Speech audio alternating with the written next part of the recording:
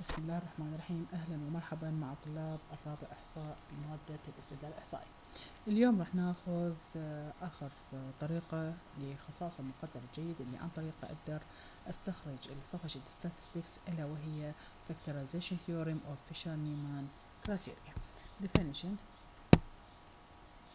Factorization theorem: let P of x given theta denotes the joint PDF of x. A statistic T of x is a sufficient statistic for theta if and only if there exists a function g t of x فقط تحتوي على t over g2 of x و x approach to h of x such that for all sample point x and all parameter point theta p x given theta equal g t of x given theta h of x.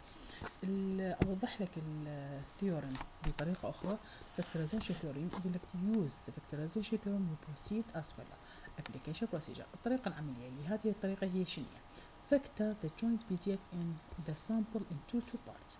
احنا نستخرج أول شيء joint PDF، راح نحاول نجزء هذه joint PDF إلى جزئين. أول جزء one part not depends on theta، لا يعتمد على theta. The part that does not depend on theta constitute the h of x function.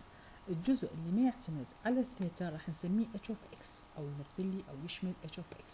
The other part, the one that depends on theta, depends on the sample x only through usually some function of x. This function is a sufficient statistic for theta. يقول إذا قدرت أجزء إلى جزئين، الجزء الأول ما يعتمد على الثيتا راح يكون يضم لي فقط h of x، والجزء الثاني يعتمد على الثيتا و t of x اللي ذاك الوقت أقدر أقول إنه t of x هي دالة راح تمثل لي sufficient statistic. راح ناخذ example.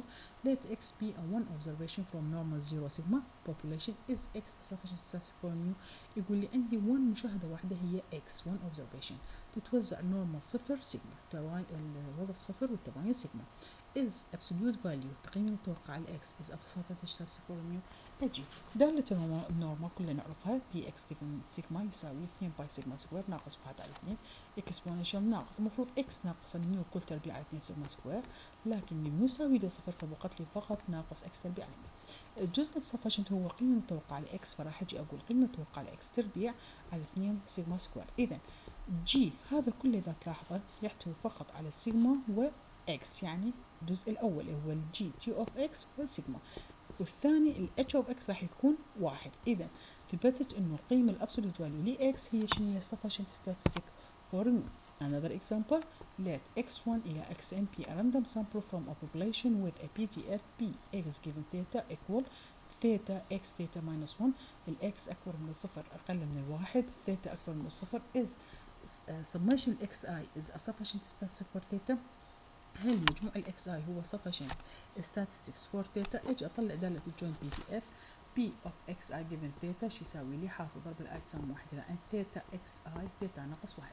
ثيتا لان من المرات عند ضرب تجمع الاساس راح تصير ثيتا القوة، يعني هنا راح يبقى باي اي تساوي 1 الى ان اكس اي وثيتا عفوا مضروب ثيتا ناقص 1. اذا تلاحظ هسه ثبتت انه مجموع الاكس اي، لان هذا الجزء اللي هو جي اوف اكس ثيتا، اذا تلاحظ هذا الجزء راح يكون هذا حيمثل لي جي تي اوف اكس ثيتا، اذا ثيتا، والاتش اوف اكس ساوت لي واحد. اذا السميشن اكس اي هو مو sufficient statistics وانما حاصل ضرب الاي تساوي 1 على ان is a sufficient statistics. هسه من كل هذا راح نقدر نكون خلصنا خصائص المقدرات الجيد. لازم نكون قادرين على انه نعرف المقدر وخصائصه. مع السلامة.